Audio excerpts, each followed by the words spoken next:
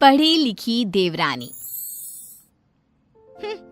अगर आज मैं भी पढ़ी लिखी होती तो मैंने मोहल्ले में हो रहे कंपटीशन को जीत लिया होता और अच्छी खासी मोटी रकम जीतकर आपके हाथ में थमाई होती। माँ बड़ बोली, ज्यादा मत बोल। जितना तेरा कद है ना उससे भी 50% कम बोला कर। इस घर में ही क्या, हमारे खानदान में किसी भी औरत को पढ़ने की इजाजत नहीं है। देख तेरी बड़ी भाभी मधु, ये भी कहाँ पढ़ी है, इसके घर वालों ने भी इसे पढ़ने नहीं दिया। तो अब आप बाकी लोग जो करेंगे वही करोगी? पढ़ना सिर्फ लड़कों के हाथ में है। किताब, पेन, पढ़ाई ये आदमी ही कर सकते हैं, क्योंकि उन्हें ही तो आगे जाके कमाना है। औरतों को तो सिर्फ बेलन, झाड़ू और पोछा यही करना है जीवन भर। और तेरे इस कंपटीशन को जीत कर मुझे नहीं चाहिए पैसे। मेरा बड़ा बेटा सागर अब कमा रहा है और छोटा बेटा तेज भी अपने कॉलेज की पढ़ाई के बाद कमाएगा ही। तारिनी, तू तो बस अपनी बड़ी भाभी से खाना बनाना और घर के बाकी काम करना सीख ले। सच में आप सबकी सोच ना जमीन में धसी हुई रहेगी लाइफ टाइम। न जाने क्यों मैं इस घर में पैदा हुई। ऐसा नहीं बोलती तारिनी। तारिनी रोकर अपने कमरे में चली जाती है। पाठक परिवार में आज तक किसी भी लड़की ने पढ़ाई नहीं की और सिर्फ लड़कों को ही इजाजत दी जाती है, लड़कियों को नहीं। बिंदु के 2 बेटे होते हैं। बड़ा बेटा सागर जो एक अच्छी नौकरी करता है और उसकी बीवी मधु है, और छोटा बेटा तेज जो अभी कॉलेज में अपने लास्ट ईयर की पढ़ाई पूरी कर रहा होता है। बिंदु और यशराज ने कभी अपनी बेटी तारिनी को पढ़ने नहीं दिया, जिसकी शिकायत वो आज तक करती है। तेज को अपने कॉलेज में प्रीति नाम की एक लड़की से प्यार हो जाता है।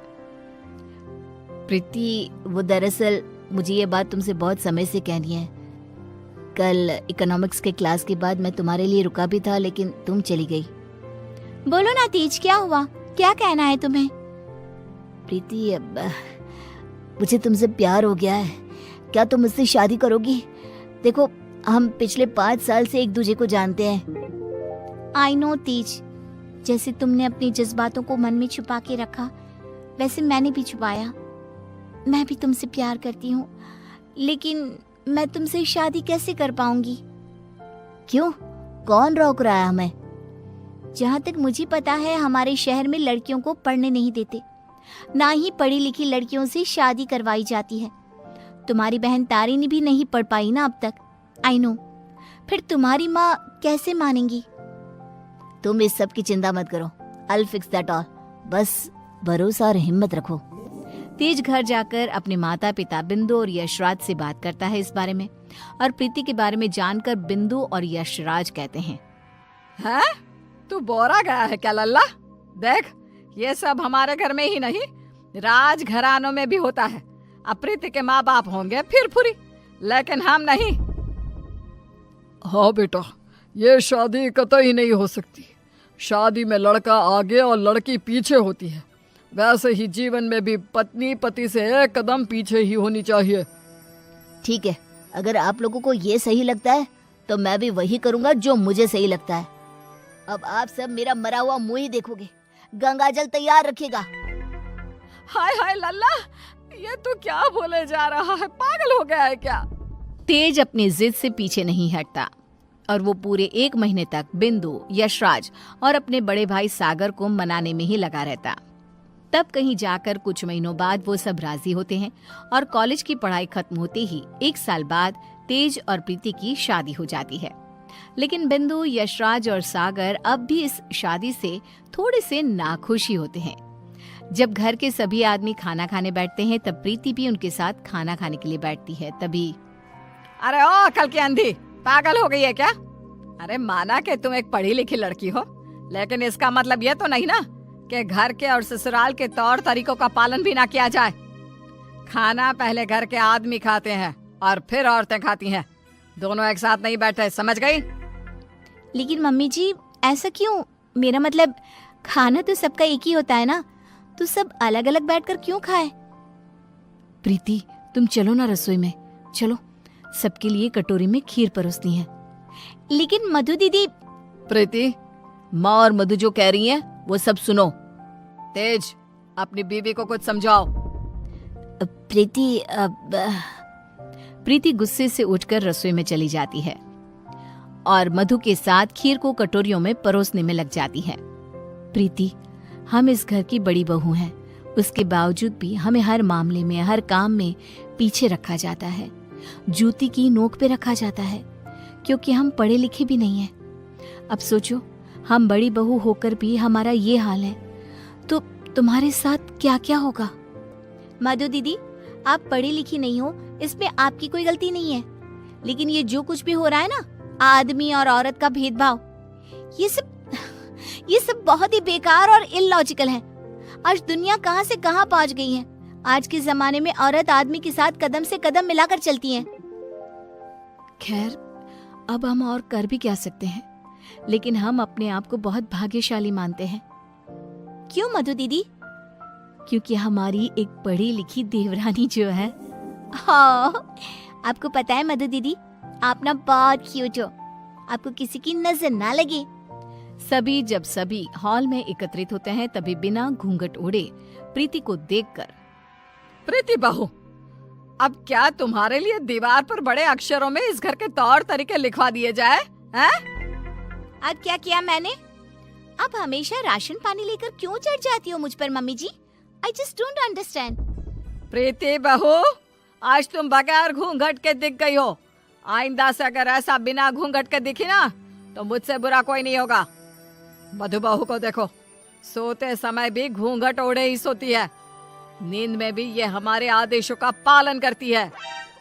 और हाँ, एक और बात कान खोल कर सुन लो, आइंदा से बड़ों से और अपने इर्द गिर्द के आदमियों से इतनी बदतमीजी से बात नहीं करना, और इस घर की 4 दीवारों में सिर्फ और सिर्फ सरल हिंदी भाषा का ही प्रयोग होगा। अंग्रेजी भाषा नहीं गूंजनी चाहिए। तेज, अपनी धर्म पत्नी को समझा कर रख। प्रीति निराश हो जाती है और अपने कमरे में चली जाती है। रात में वो तेज से कहती है, तेज, ये सब क्या हो रहा है? तुम्हारे घर वाले इतने पागल कैसे हो सकते हैं? अगर मुझे ये अंदर की बातें पता होती ना, तो मैं कभी तुमसे शादी नहीं करती। I married you just because तुमने कहा कि तुम्हारे घर वालों को मुझसे कोई ऑब्जेक्शन नहीं है। हाँ, तो वही हुआ ना, वो कुछ बोले क्या तुम्हारी पढ़ाई लिखाई पर? अब बाकी कुछ रूल्स रेगुलेशंस है घर की लड़कियों और बहुओं के लिए, अब उन्हें तो फॉलो करना ही होगा ना। आई नो वो थोड़े बहुत गलत है, लेकिन अब हम और कर भी क्या सकते हैं।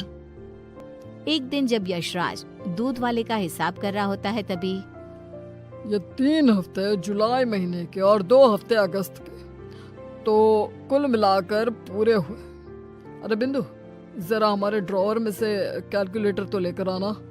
जी अभी लाती हूँ। बिंदु कैलकुलेटर लाती है और तभी प्रीति भी वहाँ आती है और यशराज को हिसाब करते देखती है। ओफो, ये कैलकुलेटर चल क्यों नहीं रहा? अब मैं हिसाब कैसे करूंगा? 5 हफ्तों का हिसाब मिलाया जाए तो बनते हैं 680 रुपए, क्योंकि हमने 3 रविवार और 4 मंगलवार को दूध नहीं लिया था रघु भैया से, तो उस हिसाब से यही हिसाब बनता है। मैंने अपने माइंड में ही 1 मिनट में कैलकुलेट कर दिया है। प्रीति बहू, तुझे 1000 बार कहा है ना, रसोई में ही रहा कर। अरे आदमियों के काम में क्यों हर बार अपनी टांग अड़ाने आ जाती है? आइंदा से ये हिसाब किताब वाले काम में तू बिल्कुल भी ध्यान नहीं देगी। चल दफा हो यहाँ से अब। न जाने कौन सी घड़ी थी वो जब तेज को इससे प्यार हुआ। बेवकूफ है हमारा बेटा। इस तरह फिर से प्रीति को चुप कराकर रसोई में भेज दिया जाता है। कुछ दिनों बाद प्रीति जब बाजार से घर लौटती है, तब वो घर पर सबको मधु पर चिल्लाते हुए देखती है और मधु बेचारी फूट फूट कर रोई जा रही थी। सब तुम्हारी गलती है, तुम्हारी वजह से ही मैं बाप नहीं बन सकता कभी। पता नहीं क्यों आई तुम मेरी जिंदगी में। पनौती हो तुम, पनौती। लेकिन सागर जी, डॉक्टर साहब ने कहा है कि आपके अंदर कुछ मेडिकल इश्यूज है, जिसकी वजह से आप कभी बाप नहीं बन पाएंगे। अब इसमें हमारी क्या गलती है? ओए मधु, ज्यादा ऊंची आवाज से बात मत कर। वही तो। प्रीति से अपना गुस्सा कंट्रोल नहीं किया जाता और वो तुरंत अंदर आकर चिल्लाती है, बस, आप सबको ये क्या हो गया है? जब डॉक्टर ने कहा है कि कमी सागर भैया में है, तो मधु दीदी को क्यों सुनाना? वो क्यों सहे? सारे ताने, सारी डांट, सारी गलती मधु दीदी की कैसे हो गई? मास्टरनी, तो चुप ही रहा कर।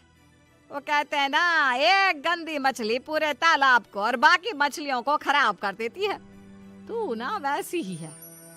तेरी वजह से ही ये मधु बहू भी उल्टा बोलना सीख गई है। नहीं माँ, ये सरासर गलत है। गलती सागर भाई की है। नहीं, मधु में ही कोई दोष है। हमारे बेटे सागर में कोई दोष हो ही नहीं सकता। ये मनहूस मधु कुंडली मारकर बैठ गई है हमारे सागर के जीवन में।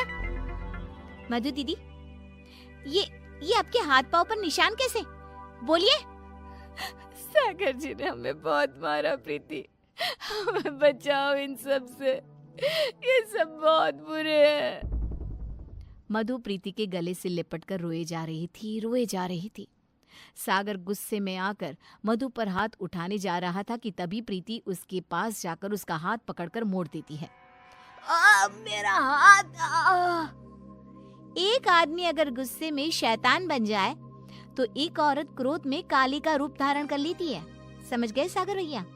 और आप सब, अरे एक बार ध्यान से सोचिए, दिल से सोचिए ना।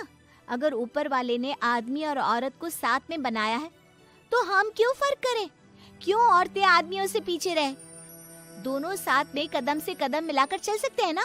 साथ में काम करके अपना घर, अपनी गृहस्थी चला सकते हैं ना। गलती सोच की है। अगर सोच बदलोगे तो ही बदलाव आएगा, वरना जमीन में ही धंस के रह जाओगे। उतने में तेज अपने साथ पुलिस अफसर्स को लेकर आता है। सागर भाई, आप मेरे बड़े भाई हो, लेकिन आज जो मुझे आपके बारे में पता चला, कैसे आप मधु भाभी को मारते हो, उन पर अत्याचार करते हो, इसके बाद से आप मेरे कोई नहीं। मेरे लिए आप ना के बराबर हो गए हो। इंस्पेक्टर साहब, गिरफ्तार कर लीजिए इन्हें। पुलिस सागर को डोमेस्टिक वायलेंस के केस में गिरफ्तार कर लेती है और उसे लेकर जाती है। माँ, पापा, प्रीति और मैंने फैसला कर लिया है कि हम अब इस घर में और नहीं रहेंगे और अकेले किसी शहर में जाकर रहेंगे।